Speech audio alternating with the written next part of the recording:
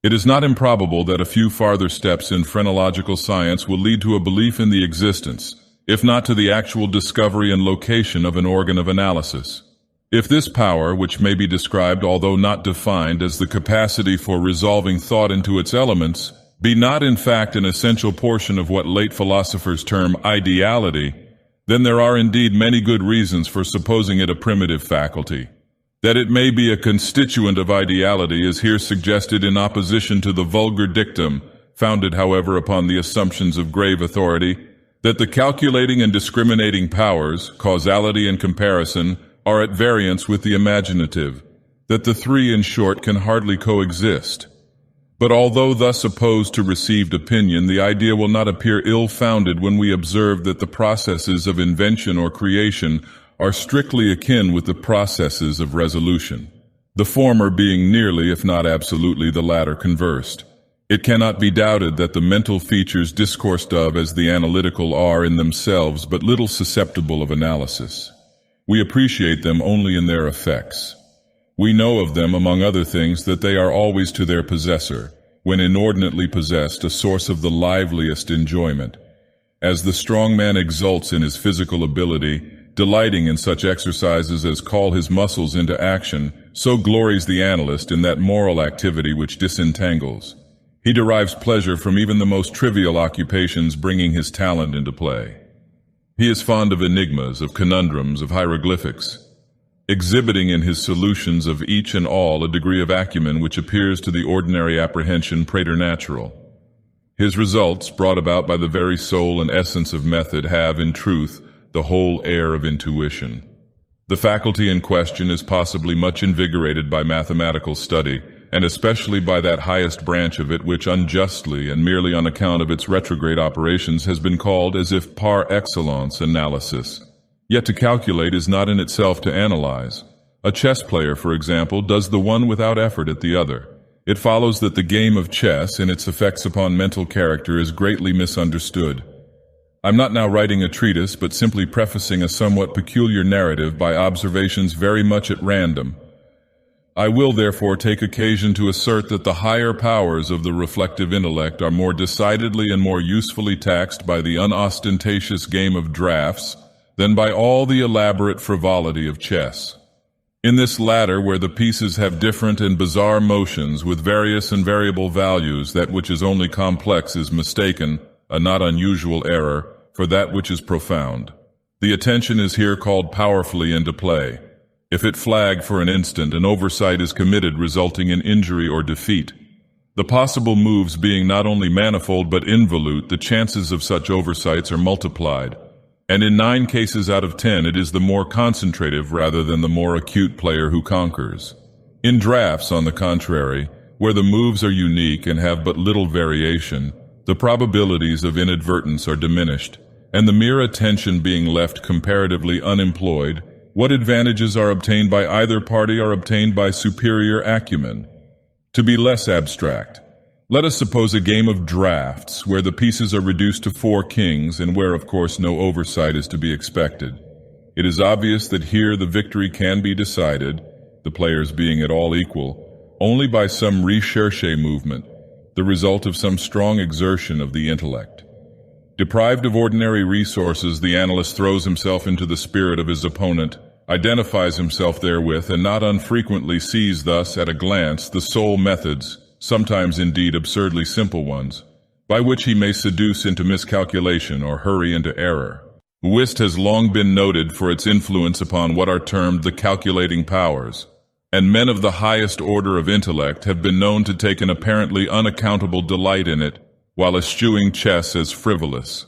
Beyond doubt, there is nothing of a similar nature so greatly tasking the faculty of analysis. The best chess player in Christendom may be little more than the best player of chess, but proficiency in whist implies capacity for success in all those more important undertakings where mind struggles with mind. When I say proficiency, I mean that perfection in the game which includes a comprehension of all the sources, whatever be their character, from which legitimate advantage may be derived. These are not only manifold but multiform, and lie frequently among recesses of thought altogether inaccessible to the ordinary understanding. To observe attentively is to remember distinctly. and so far the concentrative chess player will do very well at whist. While the rules of Hoyle, themselves based upon the mere mechanism of the game, are sufficiently and generally comprehensible.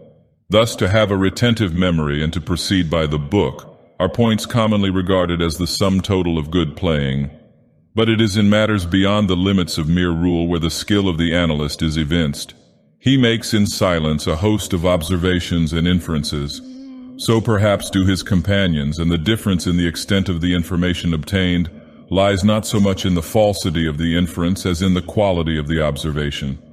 The necessary knowledge is that of what to observe. Our player confines himself not at all, nor because the game is the object does he reject deductions from things external to the game.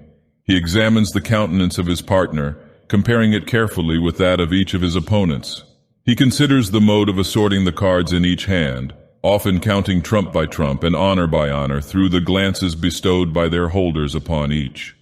He notes every variation of face as the play progresses, gathering a fund of thought from the differences in the expression of certainty, of surprise, of triumph, or of chagrin.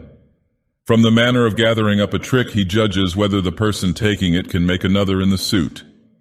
He recognizes what is played through feint by the air with which it is thrown upon the table. A casual or inadvertent word, the accidental dropping or turning of a card, with the accompanying anxiety or carelessness in regard to its concealment, the counting of the tricks with the order of their arrangement, embarrassment, hesitation, eagerness, or trepidation, all afford to his apparently intuitive perception indications of the true state of affairs. The first 2 or 3 rounds having been played, he is in full possession of the contents of each hand, and thenceforward puts down his cards with as absolute a precision of purpose as if the rest of the party had turned outward the faces of their own. The analytical power should not be confounded with simple ingenuity, for while the analyst is necessarily ingenious, the ingenious man is often utterly incapable of analysis. I have spoken of this latter faculty as that of resolving thought into its elements, and it is only necessary to glance upon this idea to perceive the necessity of the distinction just mentioned.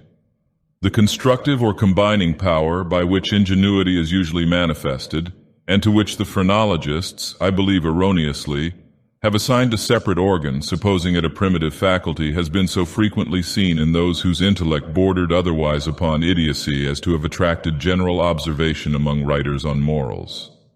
Between ingenuity and the analytic ability there exists a difference far greater indeed than that between the fancy and the imagination, but of a character very strictly analogous. It will be found, in fact, that the ingenious are always fanciful, and the truly imaginative never otherwise than profoundly analytic. The narrative which follows will appear to the reader somewhat in the light of a commentary upon the propositions just advanced. Residing in Paris during the spring and part of the summer of 18, I there contracted an intimacy with a Monsieur C. Auguste Dupin. This young gentleman was of an excellent, indeed of an illustrious family, but by a variety of untoward events had been reduced to such poverty that the quondam energy of his character succumbed beneath it, and he ceased to bestir himself in the world, or to care for the retrieval of his fortunes. By courtesy of his creditors, there still remained in his possession a small remnant of his patrimony, and upon the income arising from this he managed, by means of a vigorous economy, to procure the necessaries of life without troubling himself about its superfluities. Books indeed were his sole luxuries, and in Paris these are easily obtained. Our first meeting was at an obscure library in the Rue Montmartre, where the accident of our both being in search of the same very rare and very remarkable volume brought us into closer communion. We saw each other again and again. I was deeply interested in the little family history which he detailed to me with all that candor which a Frenchman indulges only when self is his theme. I was astonished, too, at the vast extent of his reading, and above all I felt my soul enkindled within me by the wild fervor and what I could only term the vivid freshness of his imagination. Seeking in Paris the objects I then sought, I felt that the society of such a man would be to me a treasure beyond price, and this feeling I frankly confided to him. It was at length arranged that we should live together during my stay in the city, and as my worldly circumstances were somewhat less embarrassed than his own, I was permitted to be at the expense of renting and furnishing in a style which suited the rather fantastic gloom of our common temper. a time-eaten and grotesque mansion, long deserted through superstitions into which we did not inquire, and tottering to its fall in a retired and desolate portion of the Faubourg Saint-Germain. Had the routine of our life at this place been known to the world, we should have been regarded as madmen, although perhaps as madmen of a harmless nature. Our seclusion was perfect. We admitted no visitors whomsoever. Indeed, the locality of our retirement had been carefully kept a secret from my own former associates, and it had been many years since Dupin had ceased to know or be known in Paris. We existed within ourselves alone. It was a freak of fancy in my friend, for what else shall I call it, to be enamored of the night for her own sake. And into this bizarrerie, as into all his others, I quietly fell, giving myself up to his wild whims with an utter abandon. The sable divinity would not herself dwell with us always, but we could counterfeit her presence. At the first dawn of the morning we closed all the massy shutters of our old building, lighting a couple of tapers which, strongly perfumed, threw out only the ghastliest and feeblest of rays. By the aid of these we then busied our souls in dreams, reading, writing, or conversing until warned by the clock of the advent of the true darkness. Then we sallied forth into the streets arm in arm, continuing the topics of the day, or roaming far and wide until a late hour, seeking amid the wild lights and shadows of the populous city that infinity of mental excitement which quiet observation would afford. At such times I could not help remarking and admiring, although from his rich ideality I had been prepared to expect, a peculiar analytic ability in Dupin. He seemed too to take an eager delight in its exercise, if not exactly in its display, and did not hesitate to confess the pleasure thus derived. He boasted to me with a low chuckling laugh that most men in respect to himself wore windows in their bosoms, and was wont to follow up such assertions by direct and very startling proofs of his intimate knowledge of my own. His manner at these moments was frigid and abstract. His eyes were vacant in expression, while his voice, usually a rich tenor, rose into a treble which would have sounded petulantly but for the deliberateness and entire distinctness of the enunciation. Observing him in these moods, I often dwelt meditatively upon the old philosophy of the bipart soul, and amused myself with the fancy of a double Dupin, the creative and the resolvent. Let it not be supposed from what I have just said that I am detailing any mystery or penning any romance. What I have described in the Frenchman was but the result of an excited or perhaps of a diseased intelligence. But of the character of his remarks at the periods in question an example will best convey the idea. We were strolling one night down a long, dirty street in the vicinity of the Palais Royal. Being both apparently occupied with thought, neither of us had spoken a syllable for 15 minutes at least. All at once Dupin broke forth with these words. "He is a very little fellow, that's true, and would do better for the Théâtre des Variétés." "There can be no doubt of that," I replied unwittingly, and not at first observing, so much had I been absorbed in reflection, the extraordinary manner in which the speaker had chimed in with my meditations. In an instant afterward I recollected myself, and my astonishment was profound. "Dupin," said I gravely, "this is beyond my comprehension. I do not hesitate to say that I am amazed and can scarcely credit my senses. How is it possible you should know I was thinking of—" Here I paused to ascertain beyond a doubt whether he really knew of whom I thought.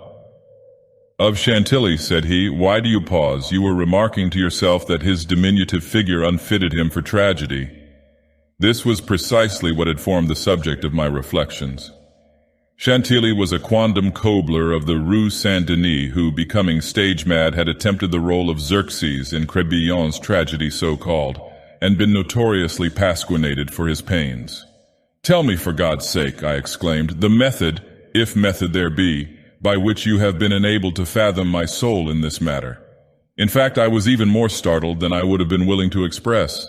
"It was the fruiterer," replied my friend, "who brought you to the conclusion that the mender of souls was not of sufficient height for Xerxes et id genus omni." "The fruiterer? You astonish me. I know no fruiterer whomsoever." "The man who ran up against you as we entered the street. It may have been 15 minutes ago." I now remembered that in fact a fruiterer carrying upon his head a large basket of apples had nearly thrown me down by accident, as we passed from the Rue C into the thoroughfare where we now stood. But what this had to do with Chantilly I could not possibly understand.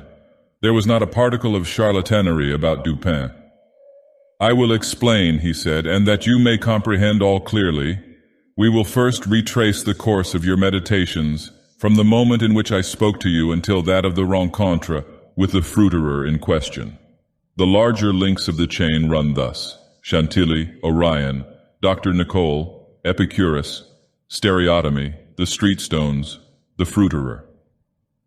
There are few persons who have not, at some period of their lives, amused themselves in retracing the steps by which particular conclusions of their own minds have been attained.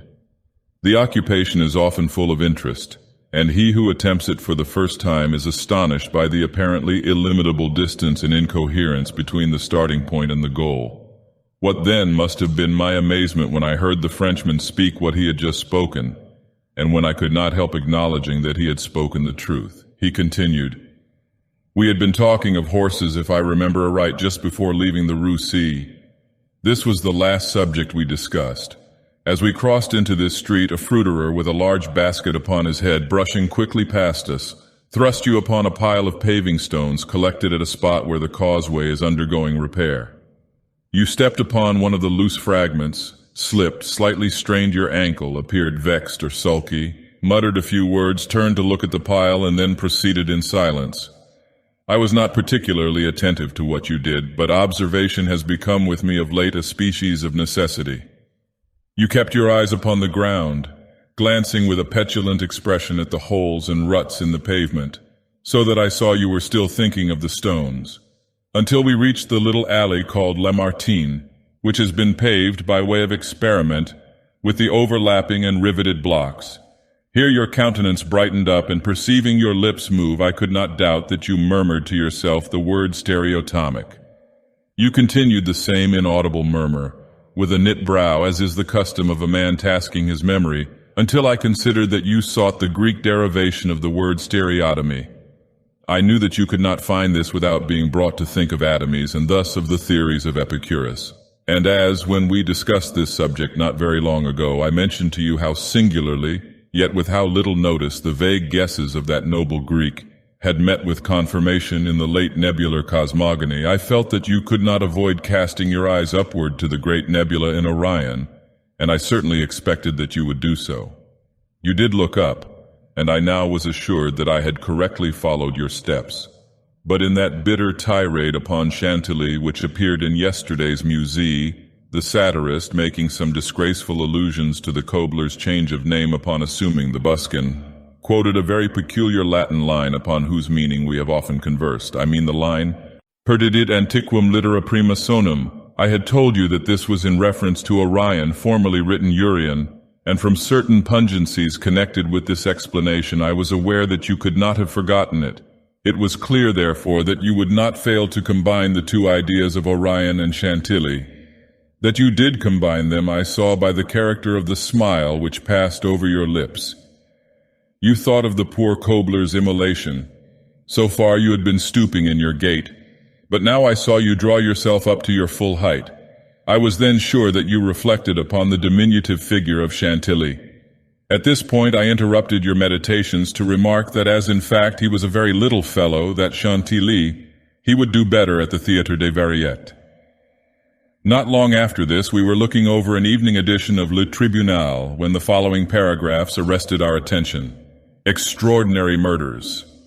This morning, about 3 o'clock, the inhabitants of the Quartier Saint-Roch were aroused from sleep by a succession of terrific shrieks, issuing apparently from the 4th story of a house in the Rue Morgue, known to be in the sole occupancy of one Madame L'Espanaye and her daughter, Mademoiselle Camille L'Espanaye. After some delay, occasioned by a fruitless attempt to procure admission in the usual manner, the gateway was broken in with a crowbar, and 8 or 10 of the neighbors entered, accompanied by 2 gendarmes. By this time the cries had ceased, but as the party rushed up the first flight of stairs, 2 or more rough voices in angry contention were distinguished, and seemed to proceed from the upper part of the house. As the second landing was reached, these sounds also had ceased, and everything remained perfectly quiet. The party spread themselves and hurried from room to room. Upon arriving at a large back chamber in the 4th story, the door of which, being found locked with the key inside, was forced open, A spectacle presented itself which struck everyone present not less with horror than with astonishment. The apartment was in the wildest disorder, the furniture broken and thrown about in all directions. There was only one bedstead, and from this the bed had been removed and thrown into the middle of the floor. On a chair lay a razor besmeared with blood. On the hearth were 2 or 3 long and thick tresses of gray human hair, also dabbled in blood, and seeming to have been pulled out by the roots. Upon the floor were found 4 Napoleons, an earring of topaz, 3 large silver spoons, 3 smaller of metal d'Alger, and 2 bags containing nearly 4,000 francs in gold.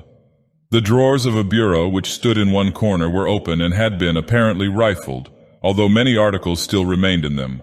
A small iron safe was discovered under the bed, not under the bedstead. It was open with the key still in the door.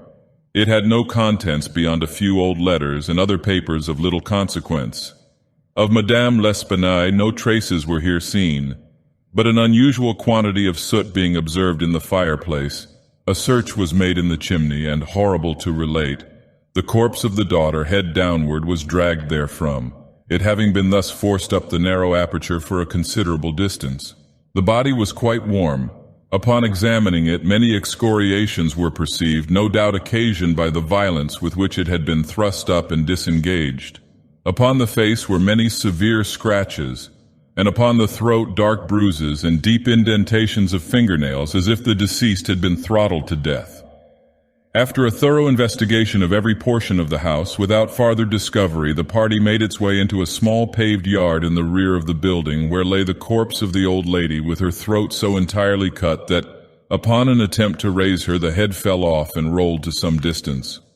The body, as well as the head, was fearfully mutilated, the former so much so as scarcely to retain any semblance of humanity. To this horrible mystery there is not as yet, we believe, the slightest clue. The next day's paper had these additional particulars. The tragedy in the Rue Morgue. Many individuals have been examined in relation to this most extraordinary and frightful affair. The word affair has not yet in France that levity of import which it conveys with us, but nothing whatever has transpired to throw light upon it. We give below all the material testimony elicited. Pauline Dubourg, laundress, deposes that she has known both the deceased for 3 years, having washed for them during that period. The old lady and her daughter seemed on good terms, very affectionate toward each other.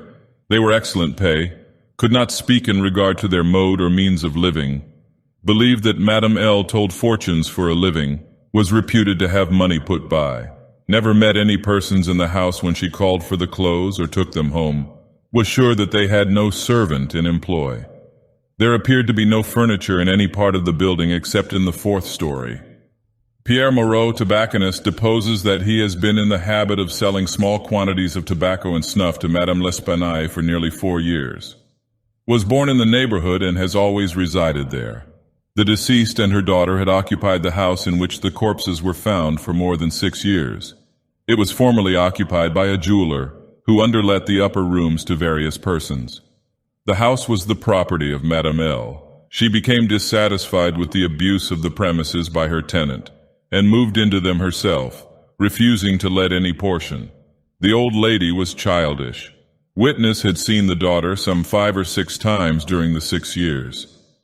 The two lived an exceedingly retired life, were reputed to have money, had heard it said among the neighbors that Madame L. told fortunes, did not believe it, had never seen any person enter the door except the old lady and her daughter, a porter once or twice, and a physician some 8 or 10 times.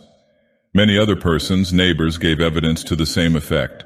No one was spoken of as frequenting the house. It was not known whether there were any living connections of Madame L. and her daughter. The shutters of the front windows were seldom opened. Those in the rear were always closed, with the exception of the large back room, 4th story.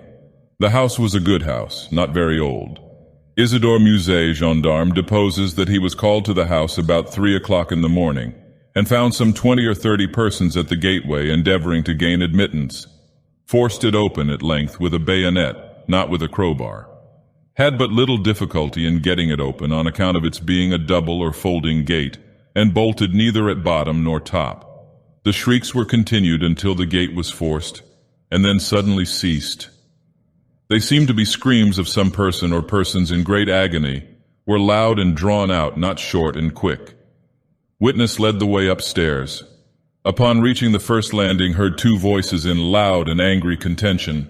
The one a gruff voice, the other much shriller. A very strange voice.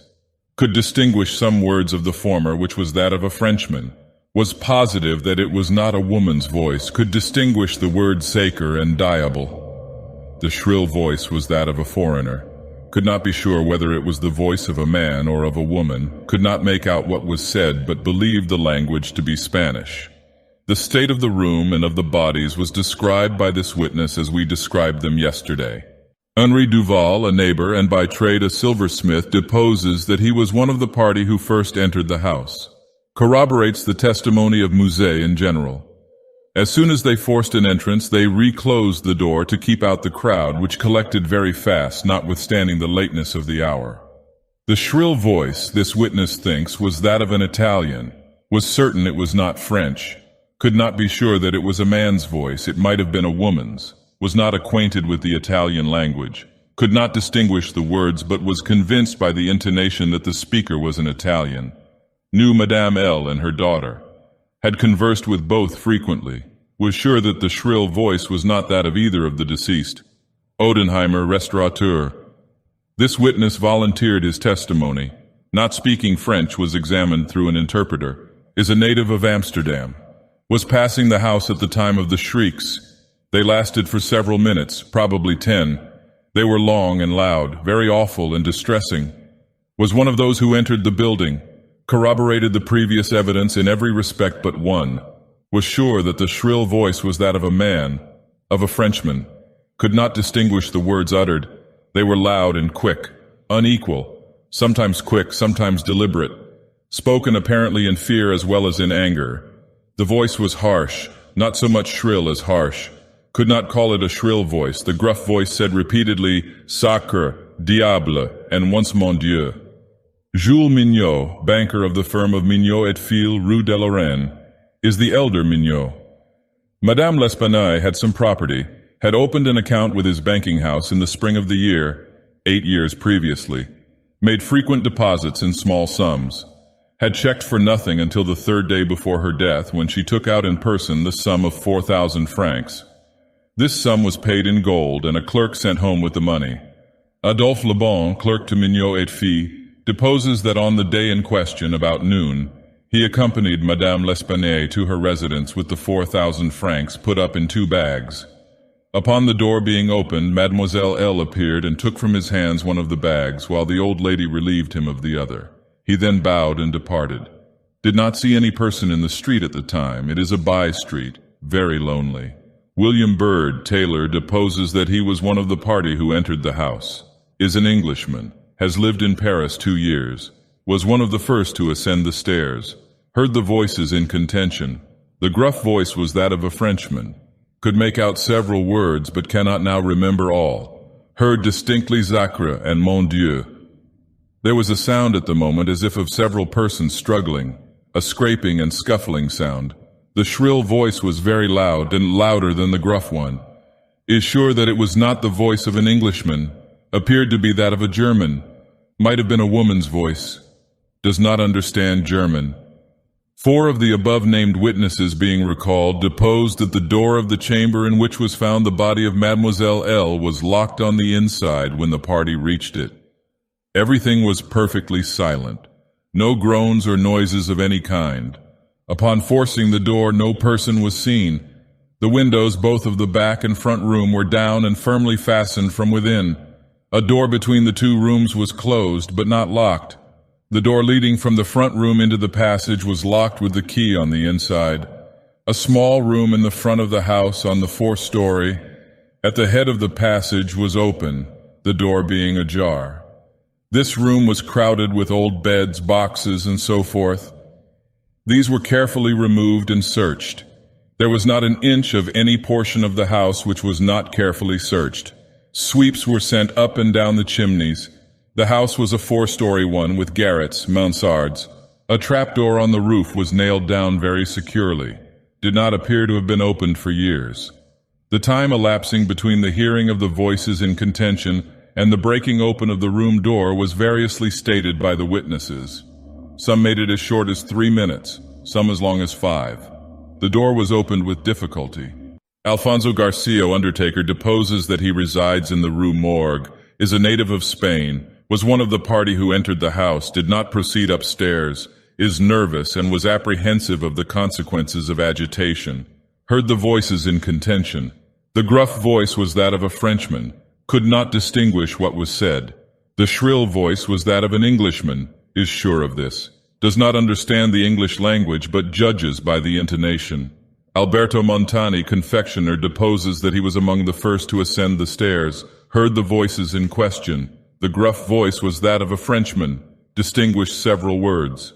The speaker appeared to be expostulating, could not make out the words of the shrill voice, spoke quick and unevenly, thinks it the voice of a Russian, corroborates the general testimony, is an Italian, never conversed with a native of Russia. Several witnesses recalled here testified that the chimneys of all the rooms on the 4th story were too narrow to admit the passage of a human being. By sweeps were meant cylindrical sweeping brushes, such as are employed by those who clean chimneys. These brushes were passed up and down every flue in the house. There is no back passage by which anyone could have descended while the party proceeded upstairs. The body of Mademoiselle L'Espanaye was so firmly wedged in the chimney that it could not be got down until 4 or 5 of the party united their strength. Paul Dumas, physician, deposes that he was called to view the bodies about daybreak. They were both then lying on the sacking of the bedstead in the chamber where Mademoiselle L. was found. The corpse of the young lady was much bruised and excoriated. The fact that it had been thrust up the chimney would sufficiently account for these appearances. The throat was greatly chafed. There were several deep scratches just below the chin, together with a series of livid spots which were evidently the impression of fingers. The face was fearfully discolored and the eyeballs protruded. The tongue had been partially bitten through. A large bruise was discovered upon the pit of the stomach, produced apparently by the pressure of a knee. In the opinion of Monsieur Dumas, Mademoiselle L'Espanaye had been throttled to death by some person or persons unknown. The corpse of the mother was horribly mutilated. All the bones of the right leg and arm were more or less shattered. The left tibia much splintered, as well as all the ribs of the left side. Whole body dreadfully bruised and discolored. It was not possible to say how the injuries had been inflicted. A heavy club of wood or a broad bar of iron, a chair, any large, heavy, and obtuse weapon would have produced such results if wielded by the hands of a very powerful man. No woman could have inflicted the blows with any weapon. The head of the deceased, when seen by witness, was entirely separated from the body and was also greatly shattered. The throat had evidently been cut with some very sharp instrument, probably with a razor. Alexandre Etienne, surgeon, was called with Monsieur Dumas to view the bodies, corroborated the testimony and the opinions of Monsieur Dumas. Nothing farther of importance was elicited, although several other persons were examined. A murder so mysterious and so perplexing in all its particulars was never before committed in Paris. If indeed a murder has been committed at all, the police are entirely at fault. An unusual occurrence in affairs of this nature. There is not, however, the shadow of a clue apparent. The evening edition of the paper stated that the greatest excitement still continued in the Quartier Saint-Roch, that the premises in question had been carefully researched, and fresh examinations of witnesses instituted, but all to no purpose.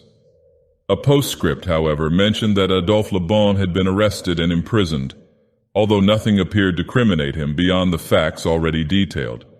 Dupin seemed singularly interested in the progress of this affair. At least so I judged from his manner, for he made no comments whatever. It was only after the announcement that Le Bon had been imprisoned that he asked me my opinion respecting it. I could merely agree with all Paris in considering it an insoluble mystery. I saw no means by which it would be possible to trace the murderer. "We must not judge of the means," said Dupin, "by this shell of an examination. The Parisian police, so much extolled for acumen, are cunning but no more. There is no method in their proceedings beyond the method of the moment.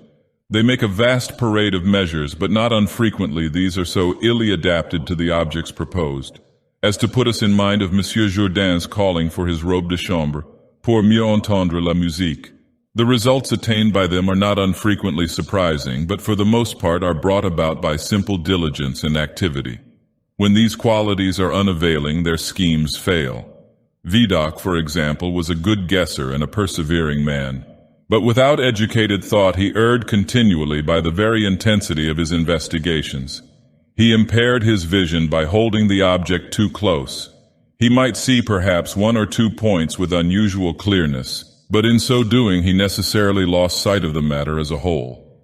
Thus, there is such a thing as being too profound. Truth is not always in a well. In fact, as regards the more important knowledge, I do believe that she is invariably superficial. The depth lies in the valleys where we seek her, and not upon the mountain tops where she is found. The modes and sources of this kind of error are well typified in the contemplation of the heavenly bodies. To look at a star by glances, to view it in a sidelong way by turning toward it the exterior portions of the retina, more susceptible of feeble impressions of light than the interior, is to behold the star distinctly, is to have the best appreciation of its luster, a luster which grows dim just in proportion as we turn our vision fully upon it. A greater number of rays actually fall upon the eye in the latter case, but in the former there is the more refined capacity for comprehension. By undue profundity we perplex and enfeeble thought, and it is possible to make even Venus herself vanish from the firmament by a scrutiny too sustained, too concentrated, and too direct. As for these murders, let us enter into some examinations for ourselves before we make up an opinion respecting them. An inquiry will afford us amusement. I thought this an odd term, so applied, but said nothing. And besides, Le Bon once rendered me a service for which I am not ungrateful. We will go and see the premises with our own eyes. I know G, the Préfet de Police, and shall have no difficulty in obtaining the necessary permission. This permission was obtained, and we proceeded at once to the Rue Morgue. This is one of those miserable thoroughfares which intervene between the Rue Richelieu and the Rue Saint-Roch. It was late in the afternoon when we reached it, for this quarter is at a great distance from that in which we resided. The house we readily found, for there were still many persons gazing up at the closed shutters with an objectless curiosity from the opposite side of the way. It was an ordinary Parisian house with a gateway on one side of which was a glazed watchbox with a sliding panel in the window indicating a loge de concierge. Before going in, we walked up the street, turned down an alley, and then again turning, passed in the rear of the building. Dupin, meanwhile, examining the whole neighborhood as well as the house with a minuteness of attention for which I could see no possible object. Retracing our steps, we came again to the front of the dwelling, rang, and having shown our credentials, were admitted by the agents in charge. We went upstairs, into the chamber where the body of Mademoiselle L'Espanaye had been found, and where both the deceased still lay. The disorders of the room had as usual been suffered to exist. I saw nothing beyond what had been stated in the tribunal. Dupin scrutinized everything, not excepting the bodies of the victims. We then went into the other rooms and into the yard, a gendarme accompanying us throughout. Our examination occupied us until dark, when we took our departure. On our way home, my companion stepped in for a moment at the office of one of the daily papers. I have said that the whims of my friend were manifold, and that je les ménageais. For this phrase there is no English equivalent. It was his humor now to decline all conversation on the subject of the murder until after we had taken a bottle of wine together about noon the next day. He then asked me suddenly if I had observed anything peculiar at the scene of the atrocity. There was something in his manner of emphasizing the word peculiar which caused me to shudder without knowing why. No, nothing peculiar, I said. Nothing more at least than we both saw stated in the paper. Le Tribunal, he replied, has not entered, I fear, into the unusual horror of the thing, but we will not revert to the idle opinions of this print. It appears to me that this mystery is considered insoluble for the very reason which should cause it to be regarded as easy of solution. I mean for the outre character of its features. The police are confounded by the seeming absence of motive, not for the murder itself, but for the atrocity of the murder. They are puzzled by the seeming impossibility of reconciling the voices heard in contention with the facts that no one was discovered upstairs but the assassinated Mademoiselle L'Espanaye, and that there were no means of egress without the notice of the party ascending. The wild disorder of the room, the corpse thrust with the head downward up the chimney, the frightful mutilation of the body of the old lady.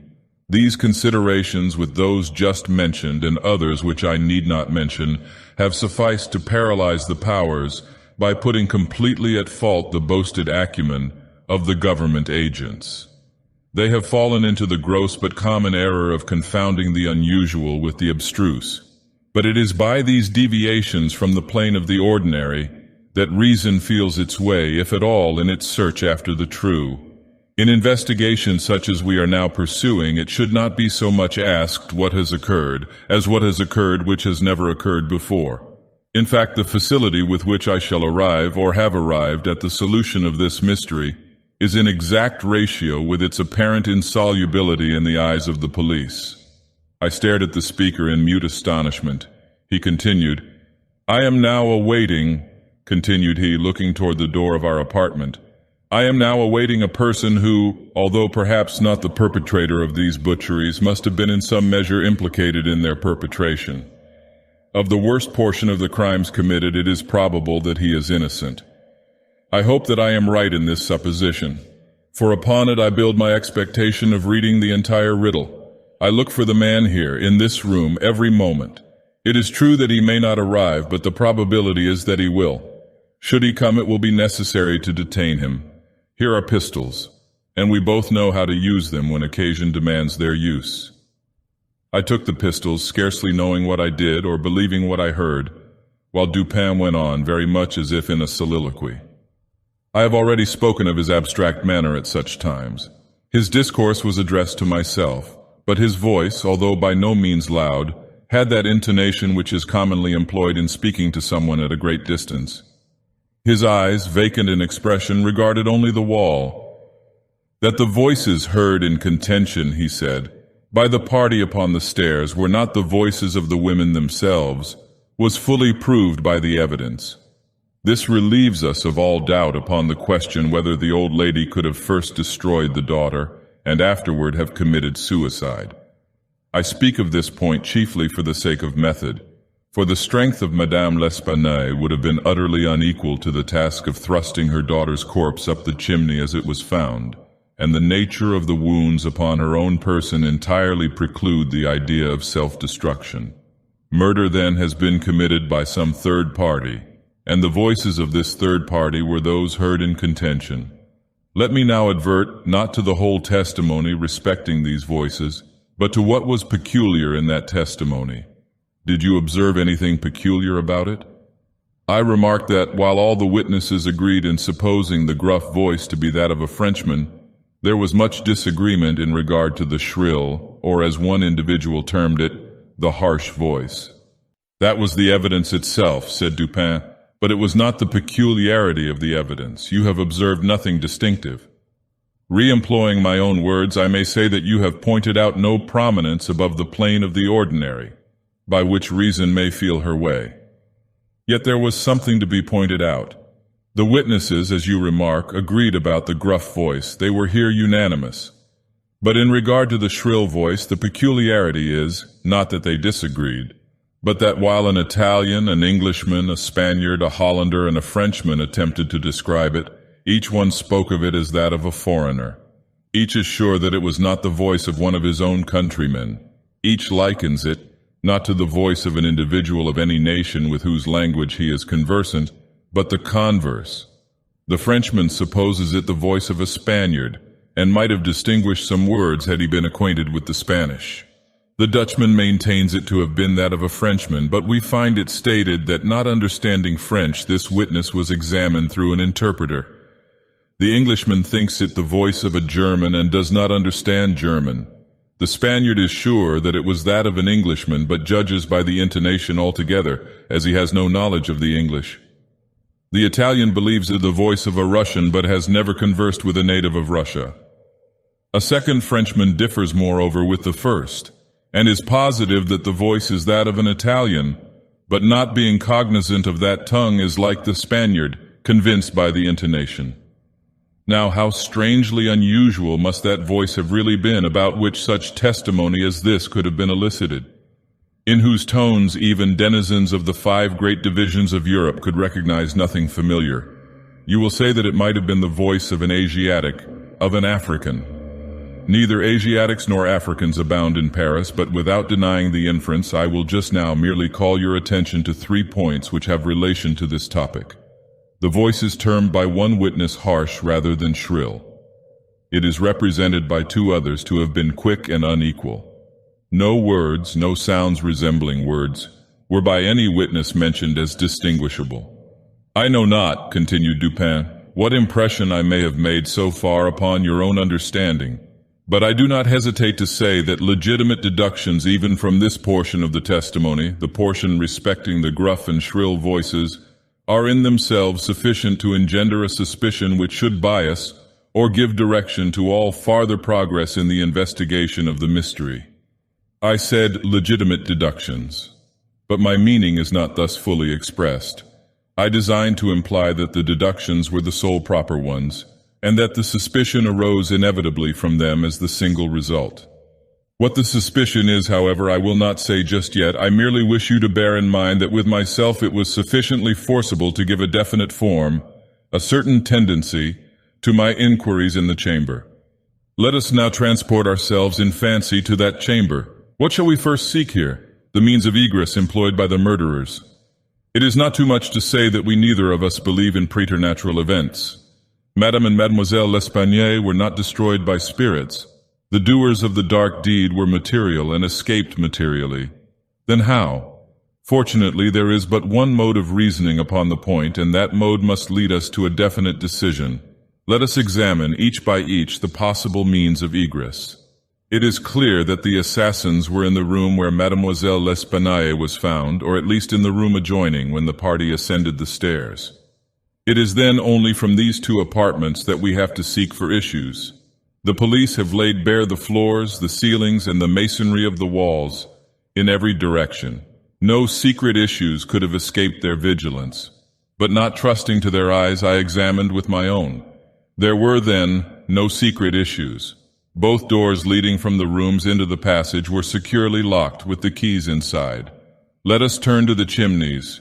These, although of ordinary width for some 8 or 10 feet above the hearths, will not admit throughout their extent the body of a large cat. The impossibility of egress by means already stated being thus absolute, we are reduced to the windows. Through those of the front room no one could have escaped without notice from the crowd in the street. The murderers must have passed, then, through those of the back room. Now, brought to this conclusion in so unequivocal a manner as we are, it is not our part as reasoners to reject it on account of apparent impossibilities. It is only left for us to prove that these impossibilities are not such. There are 2 windows in the chamber. One of them is unobstructed by furniture and is wholly visible. The lower portion of the other is hidden from view by the head of the unwieldy bedstead, which is thrust close up against it. The former was found securely fastened from within. It resisted the utmost force of those who endeavored to raise it. A large gimlet hole had been pierced in its frame to the left, and a very stout nail was found fitted therein nearly to the head. Upon examining the other window, a similar nail was seen similarly fitted in it, and a vigorous attempt to raise this sash failed also. The police were now entirely satisfied that egress had not been in these directions, and therefore it was thought a matter of supererogation to withdraw the nails and open the windows. My own examination was somewhat more particular, and was so for the reason I have just given, because here it was I knew that all apparent impossibilities must be proved to be not such in reality. I proceeded to think thus. A posteriori, the murderers did escape from one of these windows. This being so, they could not have refastened the sashes from the inside as they were found fastened. The consideration which put a stop, through its obviousness, to the scrutiny of the police in this quarter. Yet the sashes were fastened. They must, then, have the power of fastening themselves. There was no escape from this conclusion. I stepped to the unobstructed casement, withdrew the nail with some difficulty, and attempted to raise the sash. It resisted all my efforts, as I had anticipated. A concealed spring must, I now knew, exist, and this corroboration of my idea convinced me that my premises at least were correct. However mysterious still appeared the circumstances attending the nails. A careful search soon brought to light the hidden spring. I pressed it, and satisfied with the discovery, forbore to upraise the sash. I now replaced the nail and regarded it attentively. A person passing out through this window might have reclosed it, and the spring would have caught. but the nail could not have been replaced. The conclusion was plain and again narrowed in the field of my investigations. The assassins must have escaped through the other window. Supposing, then, the springs upon each sash to be the same as was probable, there must be found a difference between the nails, or at least between the modes of their fixture. Getting upon the sacking of the bedstead, I looked over the headboard minutely at the second casement. Passing my hand down behind the board, I readily discovered and pressed the spring, which was, as I had supposed, identical in character with its neighbor.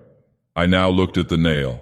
It was as stout as the other, and apparently fitted in the same manner, driven in nearly up to the head.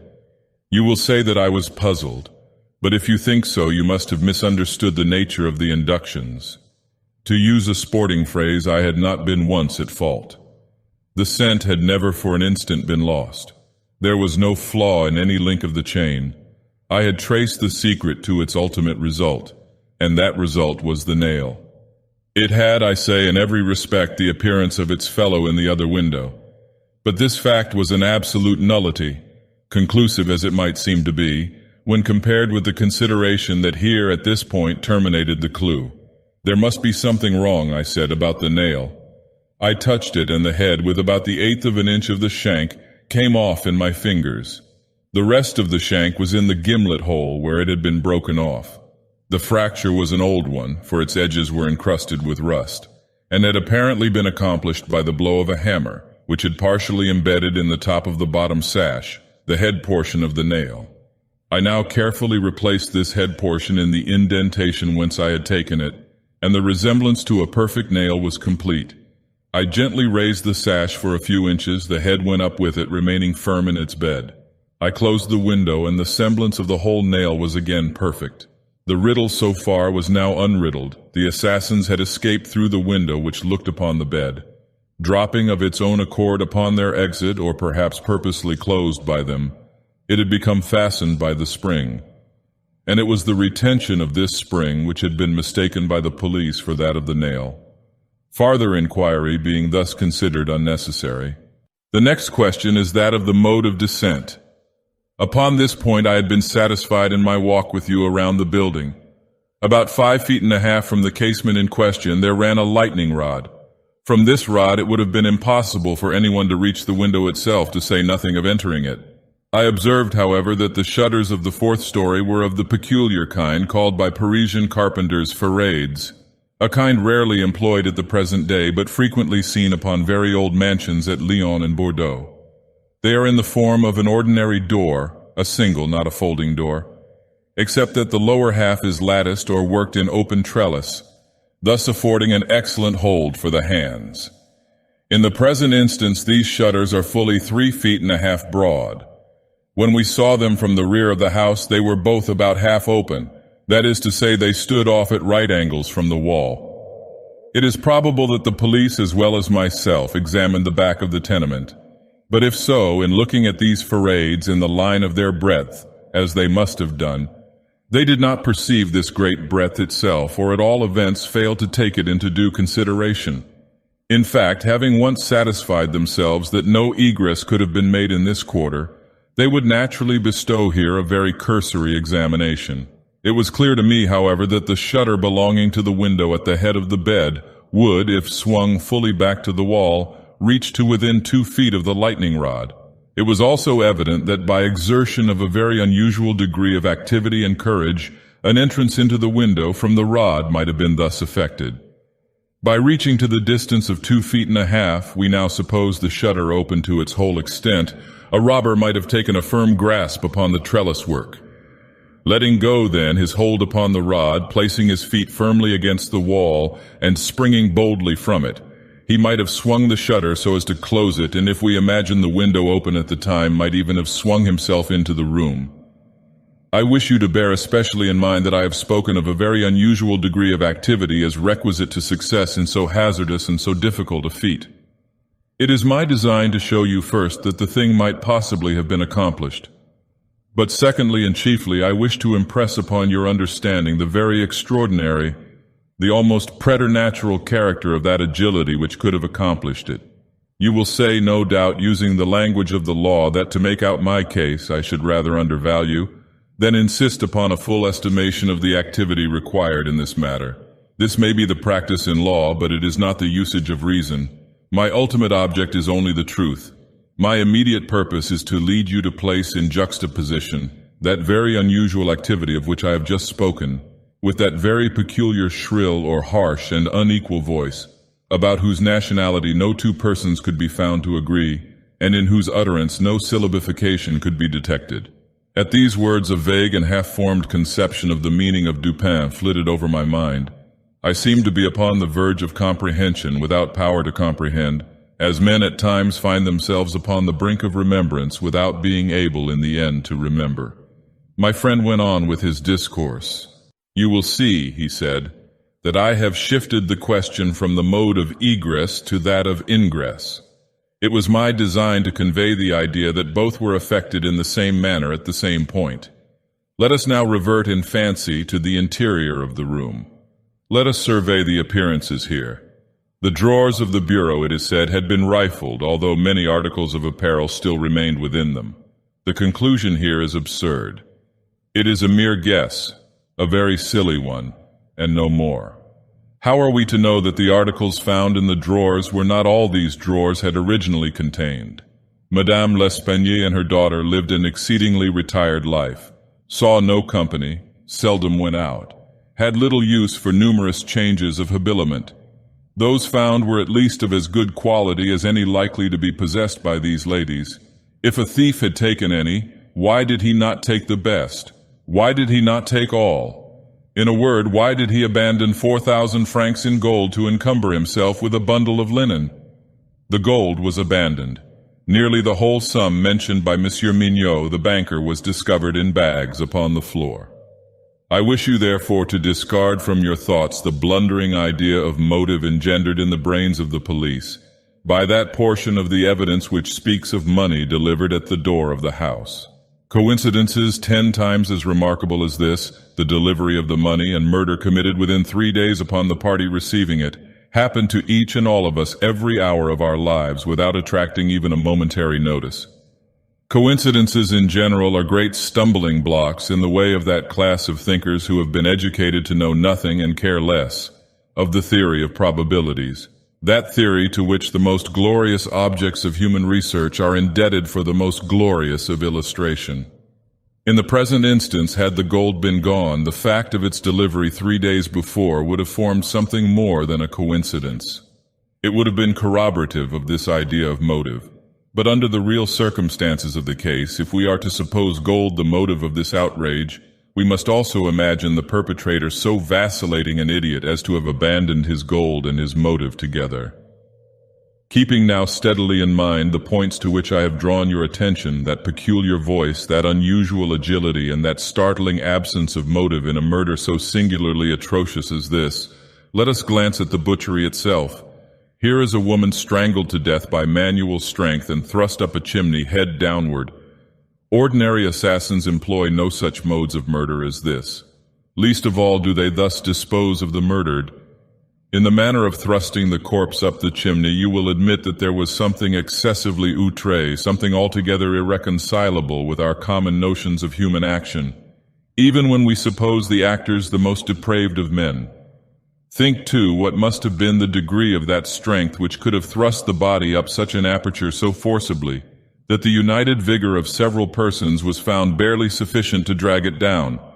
Turn now to other indications of the employment of a vigor most marvelous. On the hearth were thick tresses, very thick tresses, of gray human hair. These had been torn out by the roots. You are aware of the great force necessary in tearing thus from the head even 20 or 30 hairs together. You saw the locks in question as well as myself. Their roots, a hideous sight, were clotted with fragments of the flesh of the scalp, sure token of the prodigious power which had been exerted in uprooting perhaps 1,000,000 of hairs at a time. The throat of the old lady was not merely cut, but the head absolutely severed from the body. The instrument was a mere razor. Here again we have evidence of that vastness of strength upon which I would fix your attention. I wish you also to look steadily at the brutal ferocity of these deeds. Of the bruises upon the body of Madame L'Espanaye I do not speak. Monsieur Dumas and his worthy coadjutor, Monsieur Etienne, have pronounced that they were inflicted by some obtuse instrument, and so far these gentlemen are very correct. The obtuse instrument was clearly the stone pavement in the yard, upon which the victim had fallen from the window which looked in upon the bed.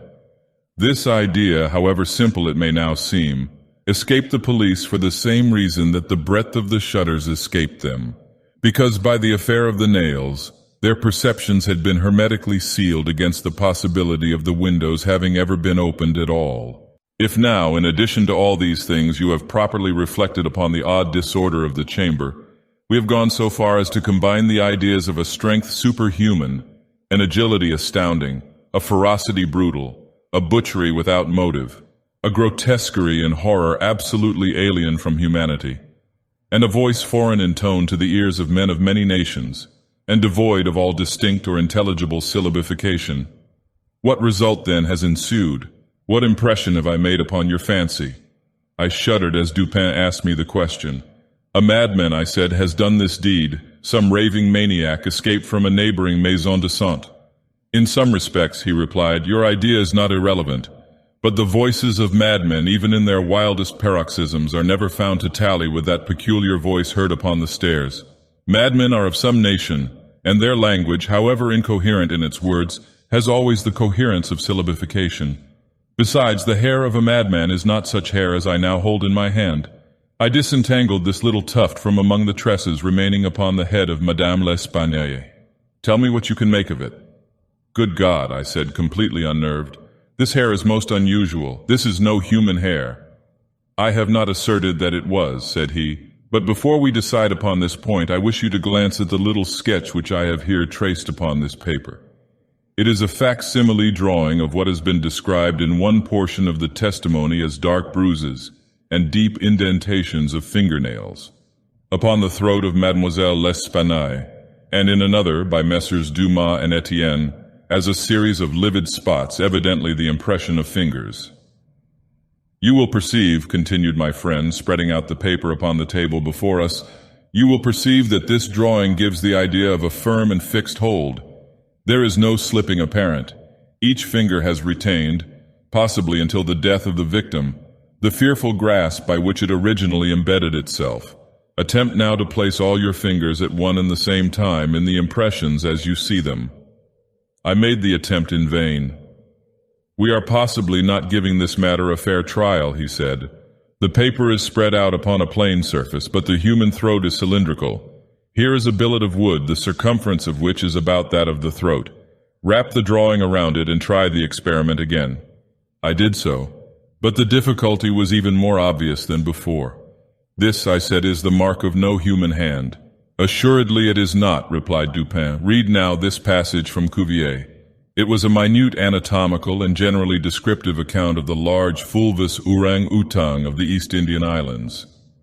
The gigantic stature, the prodigious strength and activity, the wild ferocity, and the imitative propensities of these mammalia are sufficiently well known to all. I understood the full horrors of the murder at once. The description of the digits, said I, as I made an end of reading, is in exact accordance with this drawing. I see that no animal but an orang-outang of the species here mentioned could have impressed the indentations as you have traced them. This tuft of yellow hair is identical in character with that of the beast of Cuvier. But I cannot possibly comprehend the particulars of this frightful mystery. Besides, there were two voices heard in contention, and one of them was unquestionably the voice of a Frenchman. True, and you will remember an expression attributed almost unanimously by the evidence to this voice, the expression, Mon Dieu.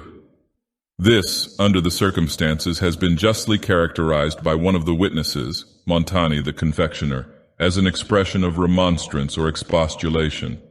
Upon these two words, therefore, I have mainly built my hopes of a full solution of the riddle. A Frenchman was cognizant of the murder. It is possible, indeed it is far more than probable, that he was innocent of all participation in the bloody transactions which took place. The orang-outang may have escaped from him. He may have traced it to this chamber, but under the agitating circumstances which ensued, he could never have recaptured it. It is still at large.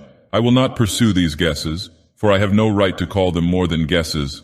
since the shades of reflection upon which they are based are scarcely of sufficient depth to be appreciable by my own intellect, and since I could not pretend to make them intelligible to the understanding of another than myself. We will call them guesses, then, and speak of them as such. If the Frenchman in question be indeed, as I suppose, innocent of this atrocity, this advertisement which I left last night upon our return home at the office of Le Monde, a paper devoted to the shipping interest and much sought for by sailors, will bring him to our residence. He handed me a paper, and I read thus: Caught in the Bois de Boulogne, early in the morning of the morning of the murder, a very large tawny-colored orang-outang of the Bornese species. The owner, who is ascertained to be a sailor belonging to a Maltese vessel, may have the animal again upon identifying it satisfactorily and paying a few charges arising from its capture and keeping. Call at Number Rue, Faubourg Saint-Germain, au troisième. How is it possible, I asked, that you should know the man to be a sailor and belonging to a Maltese vessel? I do not know it, said Dupin. I am not sure of it. Here, however, is a small piece of ribbon which has evidently, from its form and from its greasy appearance, been used in tying the hair in one of those long queues of which sailors are so fond. Moreover, this knot is one which few besides sailors can tie, and is peculiar to the Maltese. I picked the ribbon up at the foot of the lightning rod. It could not have belonged to either of the deceased. Now if, after all, I am wrong in my induction from this ribbon that the Frenchman was a sailor belonging to a Maltese vessel, still I can have done no harm in stating what I did in the advertisement. If I am in error, he will merely suppose that I have been misled by some circumstance into which he will not take the trouble to inquire. But if I am right, a great point is gained. Cognizant of the murder, although not guilty, the Frenchman will naturally hesitate about replying to the advertisement, about demanding the orang-outang. He will reason thus: I am innocent, I am poor, my orang-outang is of great value. To one in my circumstances, a fortune of itself. Why should I lose it through idle apprehensions of danger? Here it is within my grasp.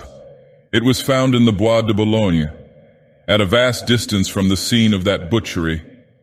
How can it ever be suspected that a brute beast should have done the deed?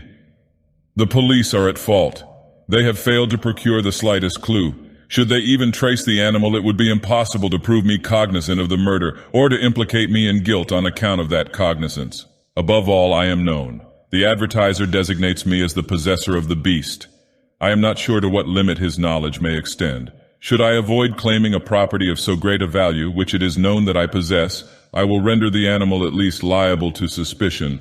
It is not my policy to attract attention either to myself or to the beast. I will answer the advertisement, get the orang-outang, and keep it close until this matter has blown over.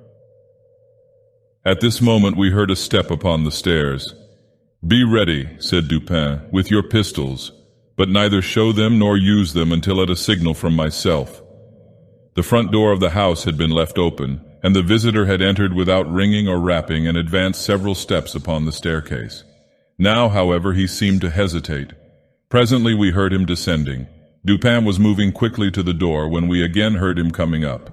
He did not turn back a second time, but stepped up quickly and rapped at the door of our chamber. Come in, said Dupin in a cheerful and hearty tone. The visitor entered. He was a sailor, evidently, a tall, stout, and muscular-looking man with a certain daredevil expression of countenance, not altogether unprepossessing. His face, greatly sunburnt, was more than half hidden by a world of whisker and mustachio. He had with him a huge oaken cudgel, but appeared to be otherwise unarmed.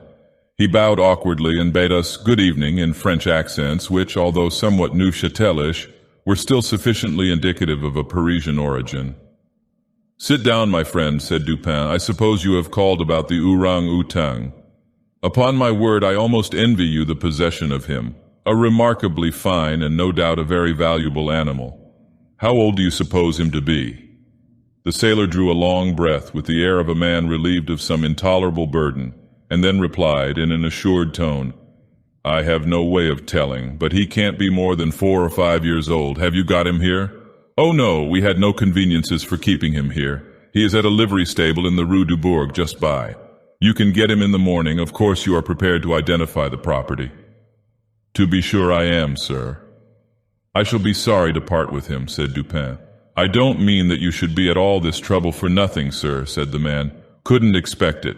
Am very willing to pay a reward for the finding of the animal, that is to say, any reward in reason." "Well," replied my friend, "that is all very fair, to be sure. Let me think. What reward ought I to have? Oh, I will tell you. My reward shall be this. You shall give me all the information in your power about that affair of the murder in the Rue Morgue." Dupin said these last words in a very low tone and very quietly. Just as quietly, too, he walked towards the door, locked it, and put the key in his pocket. He then drew a pistol from his bosom and placed it, without the least flurry, upon the table. The sailor's face flushed up with an ungovernable tide of crimson. He started to his feet and grasped his cudgel, but the next moment he fell back into his seat, trembling convulsively, and with the countenance of death itself. He spoke not a single word. I pitied him from the bottom of my heart. "My friend," said Dupin in a kind tone, "you are alarming yourself unnecessarily. You are indeed. We mean you no harm whatever. I pledge you the honor of a gentleman and of a Frenchman that we intend you no injury. I perfectly well know that you are innocent of the atrocities in the Rue Morgue. It will not do, however, to deny that you are in some measure implicated in them. From what I have already said, you must know that I have had means of information about this matter, means of which you could never have dreamed. Now the thing stands thus. You have done nothing which you could have avoided, nothing certainly which renders you culpable. You were not even guilty of robbery when you might have robbed with impunity. You have nothing to conceal, you have no reason for concealment. On the other hand, you are bound by every principle of honor to confess all you know. An innocent man is now imprisoned, charged with that crime of which you can point out the perpetrator." The sailor had recovered his presence of mind in a great measure while Dupin uttered these words, but his original boldness of bearing was all gone. "So help me God," said he after a brief pause, "I will tell you all that I know about this affair, but I do not expect you to believe one half that I say. I would be a fool indeed if I did. Still, I am innocent, and I will make a clean breast if I die for it. I do not propose to follow the man in the circumstantial narrative which he now detailed. What he stated was, in substance, this. He had lately made a voyage to the Indian archipelago. A party of which he formed one landed at Borneo, and passed into the interior on an excursion of pleasure. Himself and a companion had captured the orang-outang. This companion dying, the animal fell into his own exclusive possession. After great trouble occasioned by the intractable ferocity of his captive during the home voyage, he at length succeeded in lodging it safely at his own residence in Paris, where, not to attract towards himself the unpleasant curiosity of his neighbors, he kept it carefully secluded until such time as it should recover from a wound in the foot, received from a splinter on board ship. His ultimate design was to sell it. Returning home from some sailor's frolic on the night, or rather in the morning of the murder, he found his prisoner occupying his own bedroom, into which he had broken from a closet adjoining, where he had been, as it was thought, securely confined. The beast, razor in hand and fully lathered, was sitting before a looking-glass, attempting the operation of shaving in which he had no doubt previously watched his master through the keyhole of the closet. Terrified at the sight of so dangerous a weapon in the possession of an animal so ferocious and so well able to use it, the man for some moments was at a loss what to do. He had been accustomed, however, to quiet the creature, even in its fiercest moods, by the use of a strong wagoner's whip, and to this he now resorted.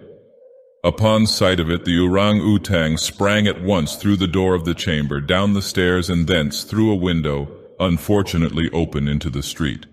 The Frenchman followed in despair, the ape, razor still in hand, occasionally stopping to look back and gesticulate at his pursuer until the latter had nearly come up with him. He then again made off. In this manner the chase continued for a long time. The streets were profoundly quiet, as it was nearly 3 o'clock in the morning.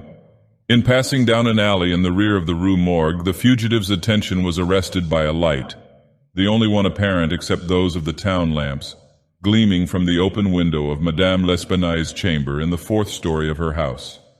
Rushing to the building, he perceived the lightning rod, clambered up with inconceivable agility, grasped the shutter which was thrown fully back against the wall, and by its means swung himself directly upon the headboard of the bed. The whole feat did not occupy a minute. The shutter was kicked open again by the orang-outang as he entered the room. The sailor, in the meantime, was both rejoiced and perplexed.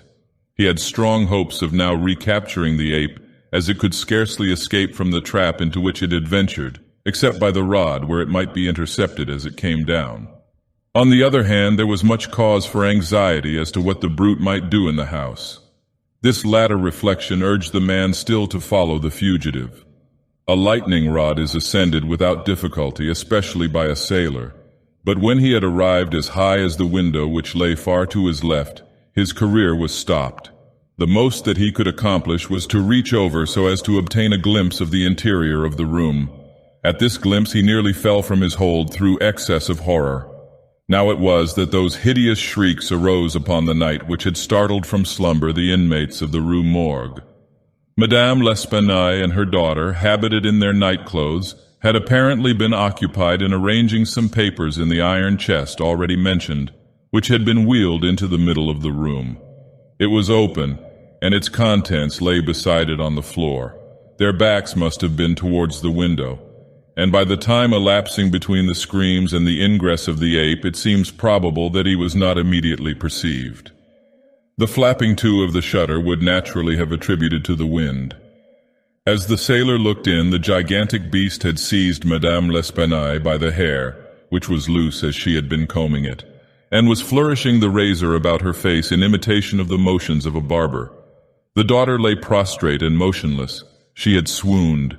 The screams and struggles of the old lady, during which the hair was torn from her head, had the effect of changing the probably pacific purposes of the orang-outang into those of ungovernable wrath. With one determined sweep of his muscular arm, he nearly severed her head from her body. The sight of blood inflamed his anger into frenzy. Gnashing his teeth and flashing fire from his eyes, he flew upon the body of the girl and embedded his fearful talons in her throat, retaining his grasp until she expired. His wandering and wild glances fell at this moment upon the head of the bed, over which those of his master, glazed in horror, were just discernible. The fury of the beast, who no doubt bore still in mind the dreaded whip, was instantly converted into dread. Conscious of having deserved punishment, he seemed desirous to conceal his bloody deeds, and skipped about the chamber in an apparent agony of nervous agitation, throwing down and breaking the furniture as he moved, and dragging the bed from the bedstead. In conclusion, he seized first the corpse of the daughter, and thrust it up the chimney as it was found, then that of the old lady, with which he rushed to the window, precipitating it immediately therefrom. As the ape approached him with his mutilated burden, the sailor shrank aghast to the rod, and rather gliding than clambering down it, hurried at once home, dreading the consequences of the butchery and gladly abandoning in his terror all solicitude about the fate of the orang-outang. The words heard by the party upon the staircase were the Frenchman's exclamations of horror and affright, commingled with the fiendish jabberings of the brute. I have scarcely anything to add. The orang-outang must have escaped from the chamber by the rod just before the breaking of the door. He must have closed the window as he passed through it. He was subsequently caught by the owner himself, who obtained for him a very large sum at the Jardin des Plantes. Le Bon was instantly released upon our narration of the circumstances, with some comments from Dupin, at the bureau of the Préfet de Police. This functionary, however well disposed to my friend, could not altogether conceal his chagrin at the turn which affairs had taken, and was fain to indulge in a sarcasm or two in regard to the propriety of every person minding his own business. "Let him talk," said Dupin, who had not thought it necessary to reply. "Let him discourse, it will ease his conscience. I am satisfied with having defeated him in his own castle. In truth, he is too cunning to be acute. There is no stamen in his wisdom. It is all head and no body, like the pictures of the goddess Laverna, or at least all head and shoulders, like a codfish. But he is a good fellow, after all. I like him especially for one master stroke of cant, by which he has attained that reputation for ingenuity which he possesses. I mean the way he has de nier ce qui est, et d'expliquer ce qui n'est pas.